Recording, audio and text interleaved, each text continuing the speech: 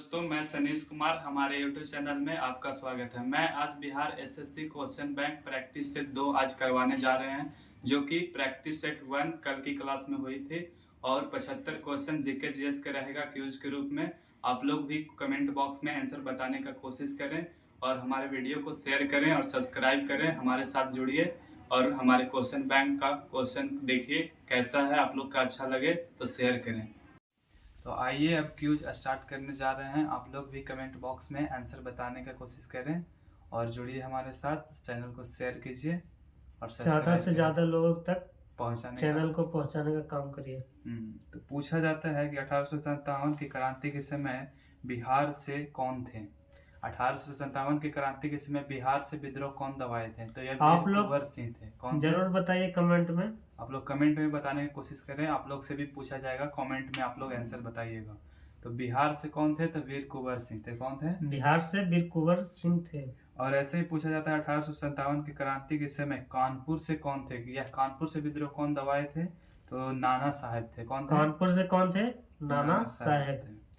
आप लोग comment box में बताइएगा कि दिल्ली से कौन थे? दिल्ली से कौन थे? आप लोग कमेंट में बताने का प्रयास कीजिए। हाँ, आगे का सवाल निकल रहा पूछा है। जाता है जवाहरलाल नेहरू की अध्यक्षता में 1929 में लाहौर अधिवेशन में ब्रिटिश शासन स्वतंत्रता प्रस्ताव पारित किया गया था। पूछा जाता है कि 1929 में लाहौर अधिवेशन के अध्यक्ष कौन थे? तो ये कौन थे? तो जवाहरलाल नेहरू। पंडित जवाहरलाल नेहरू। पूछा जाता है कि हड़प्पा सभ्यता कौन से युग के थे? तो ये कांस्ययुगीन सभ्यता थी। कैसी सभ्यता थी? हड़प्पा सभ्यता कांस्ययुगीन सभ्यता थी। कांस्ययुगीन सभ्यता थी। इसमें पूछा जाता है कि हड़प्पा का खोज किसने किया था और कब किया था? तो हड़प्पा का खोज 1921 ईस्वी में हुआ था। इसे दयाराम साहनी ने किया था। कौन किया था? दयाराम साहनी। हड़प्पा की खोज दयाराम साहनी ने किया था। आप लोग वीडियो को ध्यान से देखिए। ऐसे ही पूछता है मोहनजोदड़ो का खोज किसने किया था? आप लोग कमेंट बॉक्स में बताएं और कब किया था। और पूछा जाता है रेड क्लिफ रेखा किन दो देशों के बीच है? रेड क्लिफ रेखा किन देशों के बीच है? तो भारत और पाकिस्तान के बीच है। भारत और पाकिस्तान के बीच है। ऐसे ही पूछा जाता है मैकमोहन रेखा किन दो देशों के बीच है? तो पूछा जाता है भारत और चीन। भारत और चीन 1914। हाँ, 1914 ईस्वी यह लाइन बनी थी। पूछा जाता है हिडेनबर्ग रेखा किन दो देशों के बीच है? हिडेनबर्ग रेखा किन दो देशों के बीच है? तब पोलैंड और जर्मनी। कौन सा? पोलैंड और जर्मनी। पूछा जाता है कि बांग्लादेश कब बना? तो बांग्लादेश 1971 में आजाद हुआ। बांग्लादेश कब बना? 1971 में आजाद हुआ है बांग्लादेश। पूछा जाता है सिक्किम भारत का 22वां राज्य कब बना? सिक्किम भारत का 22वां राज्य कब बना? तो 1975 में। कब? 1975 में सिक्किम है जो 22वां राज्य बना है। पूछा जाता है PSLV 3 लॉन्च कब हुआ था? PSLV 3 लॉन्च कब हुआ था? PSLV 3 लॉन्च कब हुआ? तो 2001 में हुआ था। कब? 2001 में हुआ था। आप लोग वीडियो को ध्यान से देखिए। पूछा जाता है बांग्लादेश की राजधानी कहाँ है? तो बांग्लादेश की राजधानी कहाँ है? तो ढाका। और इनकी मुद्रा क्या है? टाका। क्या है? मुद्रा टाका। बांग्लादेश स्वतंत्रता दिवस कब मनाता है? तो बांग्लादेश स्वतंत्रता दिवस मनाता है 26 मार्च को। कब? 26 मार्च के दिन बांग्लादेश स्वतंत्र मनाता है। पूछा जाता है संपूर्ण क्रांति का नेतृत्व किसने किया था? तो यह किए थे जयप्रकाश नारायण। संपूर्ण क्रांति का नेतृत्व जयप्रकाश नारायण कब किए थे? आप लोग कमेंट बॉक्स में बताएं कब किए थे। आप लोग कमेंट में जरूर बताइए। भारत राज्यों का संघ 28 राज्य हैं, जिसमें यह एक अनुसूची में बताया गया है। भारत राज्यों का संघ कितने अनुसूची में है? एक। भारत में कितने राज्य हैं? तो 28। केंद्र शासित प्रदेश कितने हैं? 8।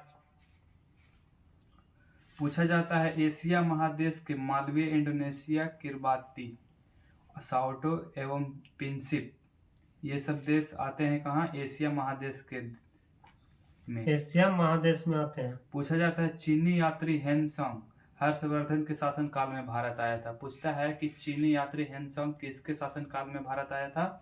तो हर्षवर्धन के शासन काल में। हर्षवर्धन चीनी यात्री जो थे हर्षवर्धन के समय में भारत आए थे? चीनी यात्री हेन सोंग 629 ईसा पूर्व में भारत आया था। कब आया था? 629 ईसा पूर्व एडी। और भारत में लगभग 15 वर्षों तक रहा था। कब? कितने वर्षों तक रहा था? 15 वर्षों 15 तक। वर्षों तक। पूछा जाता है नालंदा विश्वविद्यालय की स्थापना कौन किया था? तो यह कुमार गुप्त ने किया था। कौन किया था? नालंदा विश्वविद्यालय की स्थापना कुमार गुप्त ने किया था। और इसे ध्वस्त किसने किया था? तो बख्तियार खिलजी किया था। बख्तियार खिलजी थे जो इसको ध्वस्त करने का कार्य किया था। और ऐसे ही पूछा जाता है विक्रमशिला विश्वविद्यालय की स्थापना कौन किया था? तो पाल वंश का एक राजा था धर्मपाल, उसने किया था। कौन किया था? धर्मपाल, पाल वंश के संस्थापक। पूछा जाता है चंद्रगुप्त मौर्य में मेगास्थनीज कब भारत आया था? तो चंद्रगुप्त मौर्य के दरबारी कवि था एक मेगास्थनीज। इसका पुस्तक है इंडिका। क्या है? इंडिका। आप लोग ध्यान से देखिए और ज्यादा से ज्यादा लोगों तक चैनल को पहुंचाने का कार्य कीजिए। पूछा जाता है कि पटना में सुप्रीम कोर्ट की स्थापना कब हुआ था? हमारे बिहार में सुप्रीम कोर्ट की स्थापना कब हुआ था? तो 1916 में, 1960 में। 1960 में। पूछा जाता है कि भारत में सूर्योदय सबसे पहले कौन राज्य में होता है? अरुणाचल प्रदेश। अरुणाचल प्रदेश। आपका सही जवाब हो जाएगा। पूछा जाता है कि जब दाब बढ़ाने पर बर्फ का गलनांक घटेगा या बढ़ेगा या उतना ही रहेगा? तो यह जब बर्फ पर दाब बढ़ाएंगे तो यह गलनांक उसका घटेगा। क्या होगा? गलनांक उसका घट जाता है दाब बढ़ाने पर। किसी चीज पर दाब बढ़ाने पर उसका गलनांक घटेगा। जैसे में पूछता है कि रामकृष्ण मिशन की स्थापना किसने किया था? रामकृष्ण मिशन की स्थापना किसने किया था? तो दया सरस्वती मतलब स्वामी विवेकानंद ने किए थे। किसने किए थे?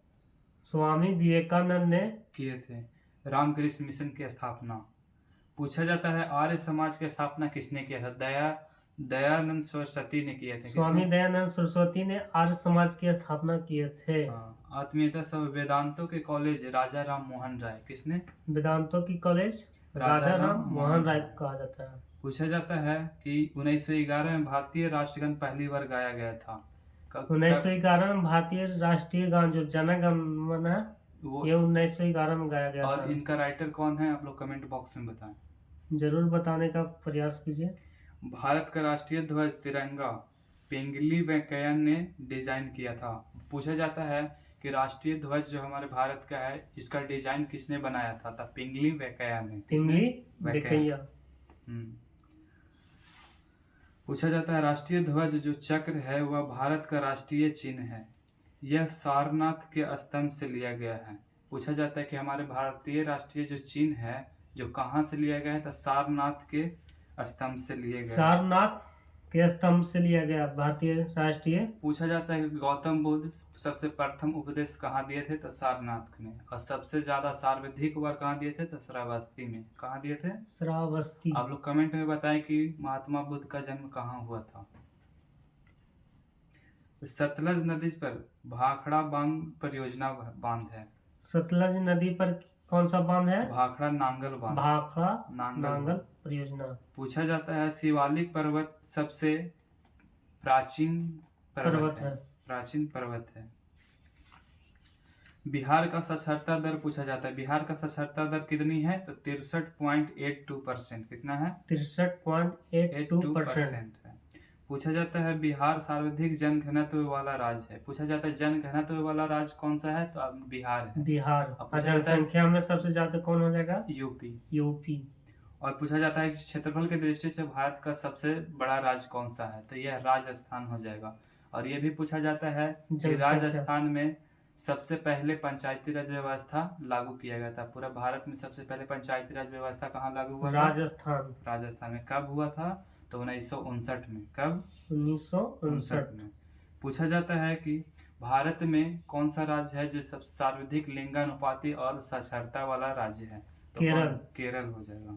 आपका सही उत्तर हो जाएगा। पूछा जाता है न्यूनतम घनत्व वाला राज्य कौन सा है? तो यह अरुणाचल प्रदेश हो जाएगा।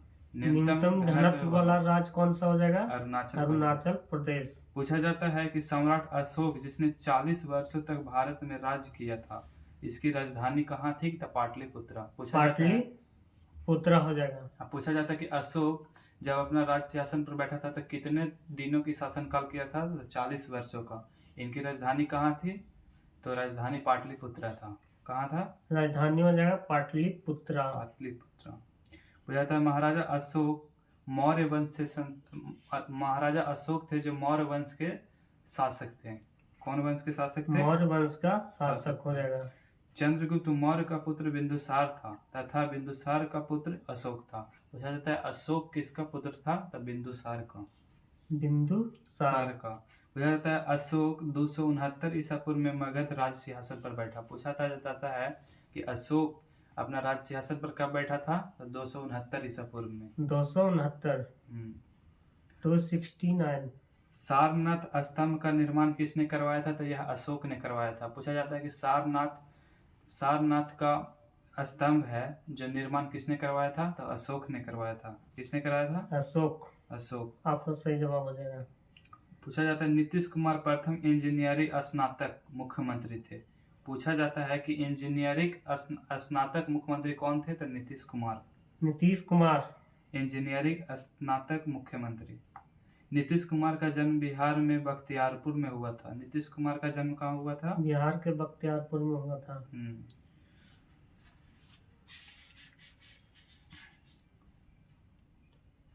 आगे का प्रश्न आ रहा है, तब तक आप लोग लाइक कमेंट और सब्सक्राइब करना ना भूलिए। पूछा जाता है कि भारत का प्रथम राष्ट्रपति था वो कहाँ से थे? तो बिहार राज्य के।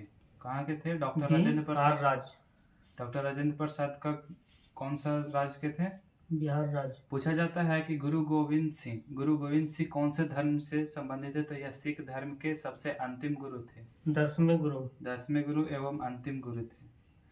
गुरु गोविंद सिंह के 10वें एवं अंतिम गुरु थे। इनका जन्म 1666 ईस्वी में पटना साहिब में हुआ था। कहाँ हुआ था? पटना साहिब। यह एक खालसा पंथ के भी स्थापना किए थे। कौन सा वंश का? खालसा पंथ। आपका सही जवाब हो जाएगा। डॉक्टर राजेंद्र प्रसाद 1946 ईस्वी में गठित अंतरिम सरकार का खाद्य एवं कृषि मंत्री थे। डॉक्टर राजेंद्र प्रसाद कौन से मंत्री थे? तो कृषि एवं खाद्य मंत्री थे। ऐसे पूछा जाता है कि रक्षा मंत्री कौन थे? आप लोग कमेंट बॉक्स में बताओ। आप लोग कमेंट में बताइए रक्षा मंत्री कौन थे। भारत के संविधान अनुच्छेद 324 से 329 तक मध्य चुनाव आयोग से संबंधित है। क्या चीज से संबंधित है? मध्य चुनाव आयोग से। प्राचीन नगर तक्षशिला सिंधु एवं झेलम नदी के बीच है। कौन से नदी के बीच है तक्षशिला? सिंधु एवं झेलम नदी के बीच है। सिंधु एवं झेलम नदी के बीच। आप लोग कमेंट बॉक्स में बताइए कि सिंधु नदी की लंबाई कितनी है और कितनी देशों में गिरती है। आप लोग बताइए कमेंट में। सिंधु नदी का उद्गम कहाँ हुआ है? तो मानसरोवर झील में। कहाँ हुआ? मानसरोवर झील में। मानसरोवर झील से हुआ है। और पूछा जाता है कि भारत का सबसे लंबा नदी कौन सा है? भारत की सबसे लंबी नदी कौन है? गंगा हो जाएगा। गंगा। पूछा जाता है कि भारत की दक्षिणी गंगा किसे कहा जाता है? तो गोदावरी को। किसके कहा जाता है? और गंगा नदी की लंबाई कितनी है? 2525। और ब्रह्मपुत्र की कितनी है? तो 2900। आप लोग ध्यान से देखिए वीडियो को। पूछा जाता है कि आनंद मठ के लेखक कौन है? तो बंकिम चंद्र चटर्जी। कौन है? बंकिम चंद्र चटर्जी। हाँ। ये अनार सोनार बांग्ला के राइटर कौन है? बंकिम चंद्र चटर्जी। बंकिम चंद्र चटर्जी हो जाएगा अनार सोनार बांग्ला का। पूछा जाता है कावेरी नदी का उद्गम कौन सा राज्य से होता है? तो कावेरी नदी का उद्गम आंध्र प्रदेश से होता है। कावेरी नदी का उद्गम आंध्र प्रदेश से होता है। पूछा जाता है अंडों की टोकरी किसे कौन से राज्य को कहा जाता है? तो आंध्र प्रदेश को कहा जाता है। अंडों की टोकरी आंध्र प्रदेश को कहा जाता है। पूछा जाता है कि मोपला विद्रोह कब हुआ था और किस राज्य में हुआ था? तो मोपला विद्रोह केरल में हुआ था 1921 ईस्वी में। कब हुआ था? 1921 में। और किस राज्य में हुआ था? तो केरल में। कहाँ हुआ था? केरल। आपका सही जवाब हो जाएगा। पूछा जाता है कि कावेरी नदी का उद्गम स्थल कहाँ होता है? तो कावेरी नदी का उद्गम स्थल है तालकावेरी कर्नाटक राज्य में। कहाँ है? तालकावेरी कर्नाटक राज्य। कर्नाटक में चंदन की लकड़ी सबसे ज्यादा पाई जाती है भारत में।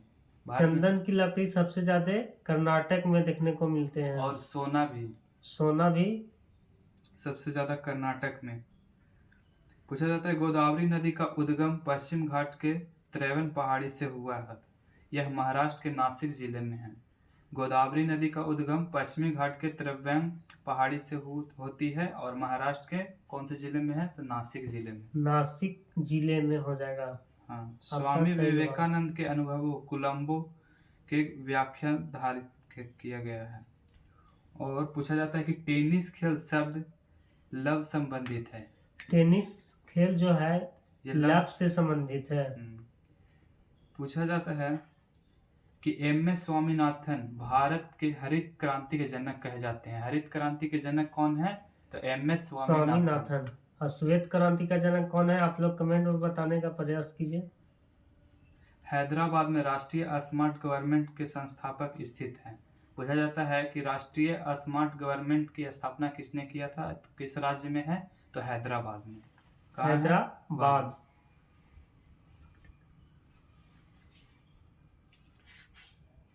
आगे क्वेश्चन आ रहा है, तब तक आप लोग सब्सक्राइब, कमेंट, लाइक करना। पूछा जाता है कि फीफा विश्व कप किस वर्ष संपन्न हुआ था? तो फीफा विश्व कप 2018 में यह रूस देश में संपन्न हुआ था। कहाँ हुआ था? फीफा वर्ल्ड कप 2018 में रूस देश रशिया में संपन्न हुआ था सबसे पहले। पूछा शीतकालीन ओलंपिक खेल 2014 में किस देश से हुआ था? तो शीतकालीन ओलंपिक खेल 2014 में रूस देश में हुआ था। रशिया से हुआ था। पूछा जाता है वर्तमान में भारत के रेल मंत्री कौन है? पूछा जाता है वर्तमान समय में रेल मंत्री कौन है? आप लोग कमेंट में बताइए। भारत के प्रथम रेल मंत्री कौन थे? तो यह थे जॉन मथाई थे। कौन थे? जॉन मथाई। जॉन मथाई थे। पूछा जाता है कि भारद्वाज कर्नाटक राज्यपाल के वर्तमान में कर्नाटक राज्यपाल कौन है? तो ये थावर चंद गहलोत है। कौन है? थावर चंद गहलोत। थावर चंद गहलोत। पूछा जाता है बिहार के प्रथम राज्यपाल कौन थे? तो ये फागू चौहान थे। बिहार के प्रथम राज्यपाल कौन थे? फागू चौहान। पूछा जाता है बिहार की प्रथम महिला मुख्यमंत्री कौन थी? पूछा जाता है कि बिहार की प्रथम महिला मुख्यमंत्री कौन थी? तो राबड़ी देवी। कौन? राबड़ी देवी बिहार का प्रथम महिला मुख्यमंत्री। लालू प्रसाद यादव का धर्मपत्नी। मोबाइल सिम कार्ड, सिम का अर्थ होता है, क्या होता है? Mobile SIM card subscriber identification module.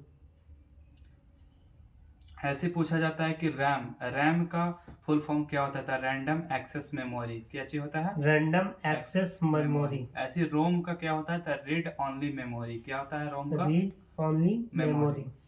ऐसे पूछा जाता है कि वायरस का फुल फॉर्म क्या होता है? तो आप लोग कमेंट बॉक्स में बताएं। विश्व स्वास्थ्य संगठन का मुख्यालय कहाँ है? तो WHO। कहाँ है? WHO। आप लोग कमेंट में बताने का प्रयास कीजिए।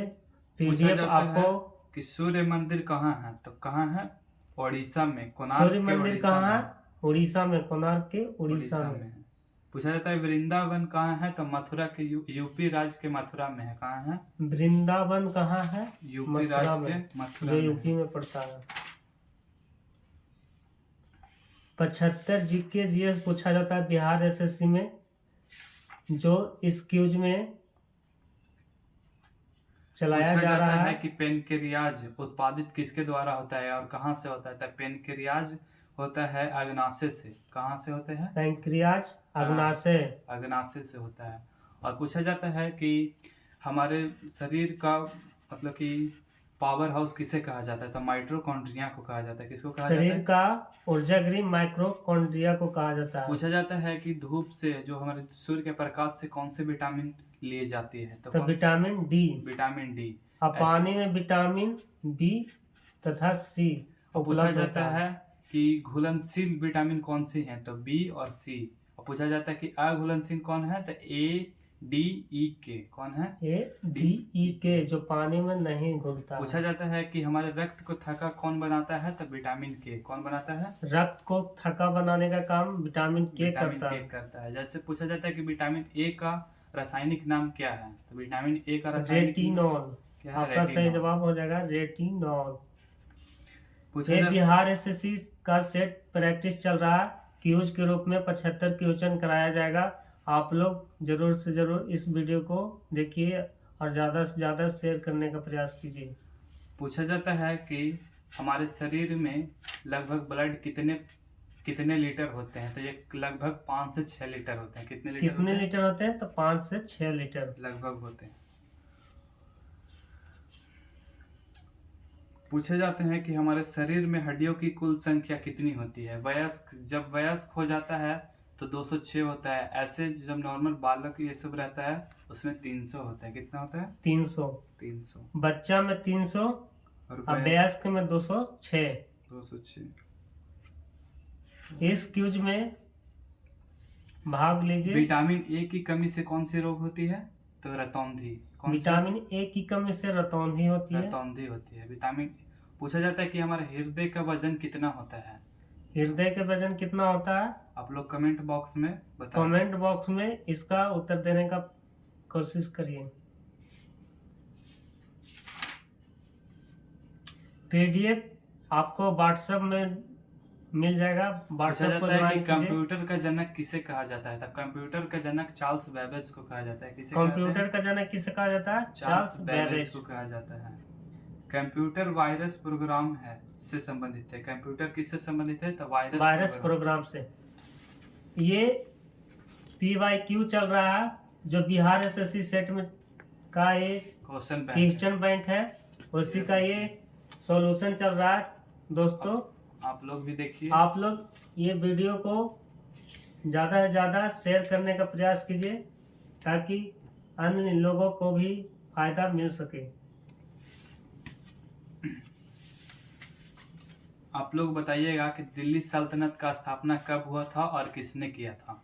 दिल्ली सल्तनत की स्थापना कब और किसने किया था? आप लोग कमेंट में उत्तर देने का प्रयास कीजिए। पूछा जाता है कि बल्लवन ने एक लौह नीति अपनाया था। यह किस लिए अपनाया था? आप लोग कमेंट बॉक्स में बताएं। बल्लवन ने किस नीति को अपनाया था? लौह और रक्त। लौह और रक्त की नीति अपनाया था। और इसी ने ही पूछा जाता है कि नवरोज उत्सव का स्थापना किसने किया था? तो यह बल्लवन ने ही किया था। किसने किया था? नवरोज जो उत्सव है ये बलबन ने ही शुरू किया था। पूछा जाता है कि दिल्ली में जो लाल किला है यह किसने बनवाया था? दिल्ली का लाल किला किसने बनवाया था? तो शाहजहां ने बनवाया था। दिल्ली का लाल किला शाहजहां ने बनवाया था। इसमें पूछा जाता है कि कौन सी मिट्टी का प्रयोग किया गया था? तो इसमें बलुआ मिट्टी का प्रयोग किया गया था। बलुई मिट्टी। हाँ, बलुई मिट्टी।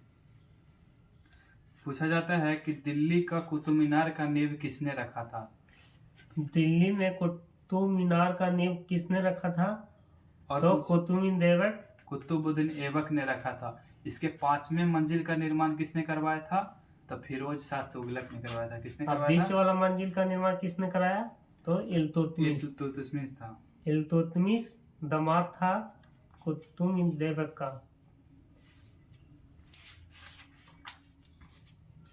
आप लोग क्यूज में ज़्यादा से ज़्यादा भाग लीजिए जिससे कि आप लोग का 75 क्वेश्चन जो साइंस और जीके का पूछता है वो कंप्लीट हो जाएगा। पूछा जाता है कि जवाहरलाल नेहरू ने कांग्रेस के अध्यक्ष पहली बार कब बने थे? तो यह 1929 में बने थे। कब बने थे? 1929 में। 1929 में। पूछा जाता है लाहौर कांग्रेस अधिवेशन के लाहौर में पूर्ण स्वराज की लक्ष्य रखा गया था 1929 में। पूछा जाता है कि लाहौर में पूर्ण स्वराज की मांग कब रखा गया था? 1929 में। हाँ।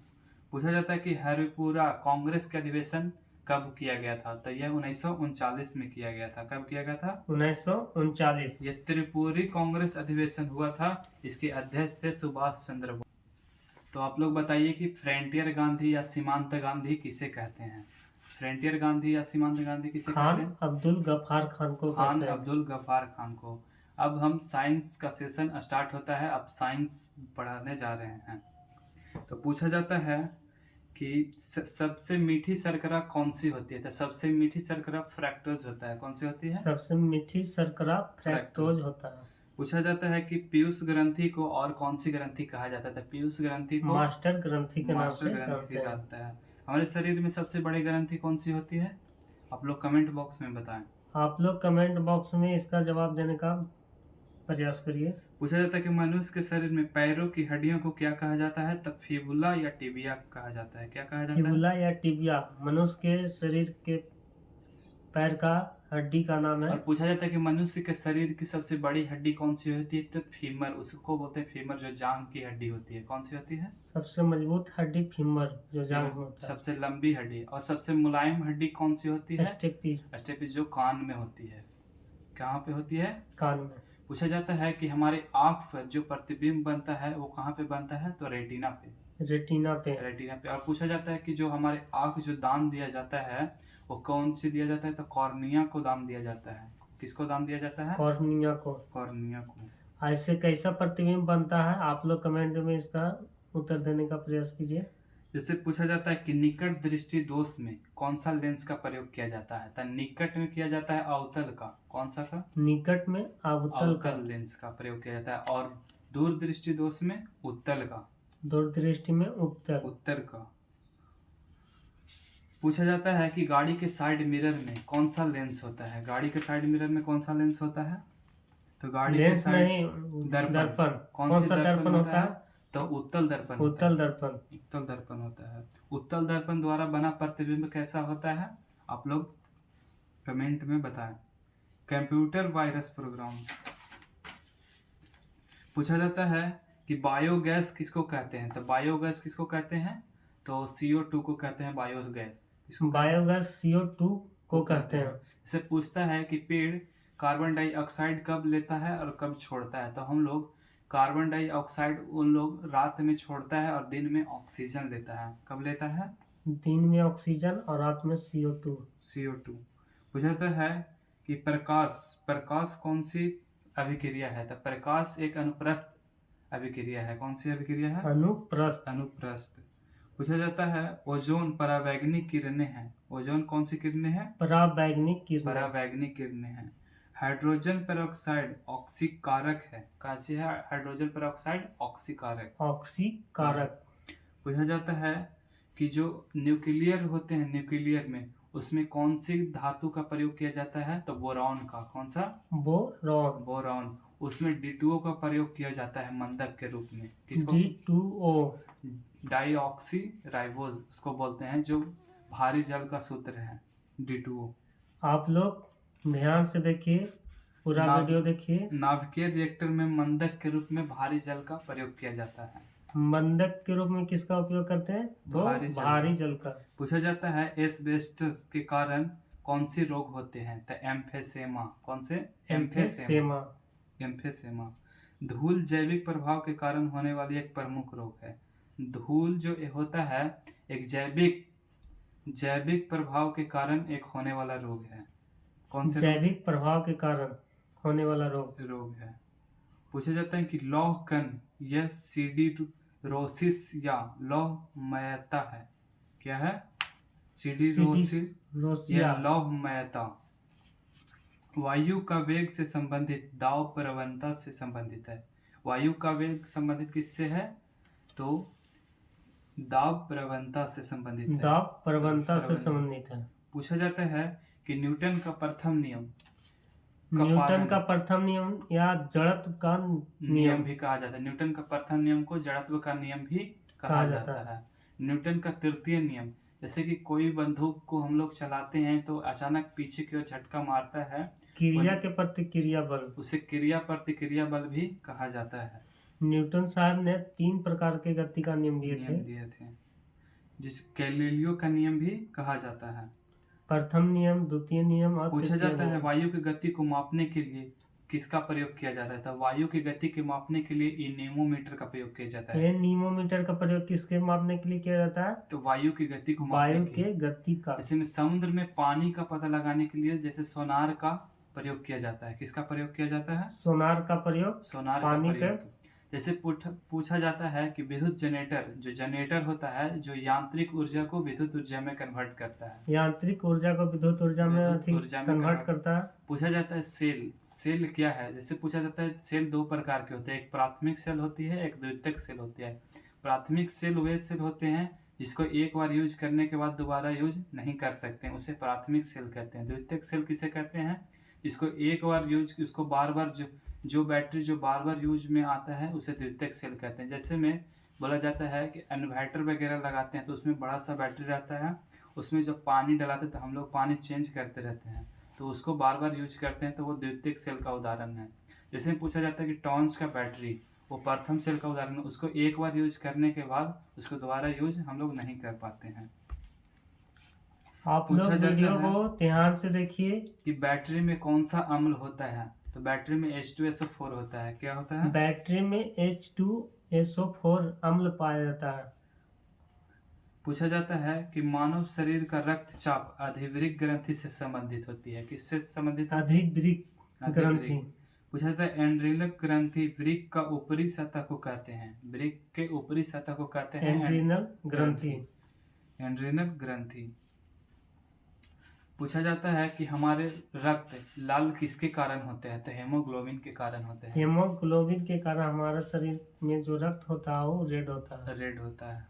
पूछा जाता है कि शरीर का वह भाग जो मतलब कि कहीं से कुछ नाखून, जैसे कि आंतरिक भाग है शरीर का, इसमें पूछा जाता है कि हमारे शरीर जैसे मनुष्य में कितने दांत होते हैं, तो ये 32 होते हैं, लगभग 30 भी किसी में होता है, 32 भी होती है। और पूछा जाता है कि कौन से मतलब कैल्शियम पाए जाते हैं हमारे शरीर के हड्डियों में, कौन सी विटामिन पाए जाते हैं सबसे ज्यादा, तो कैल्शियम।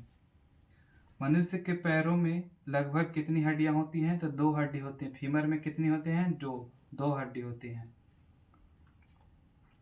ह्यूमरस ऊपरी बाह में पाई जाती है। ह्यूमरस कहाँ पाई जाती है? ऊपरी भाग में, बाहों में पाया जाता है।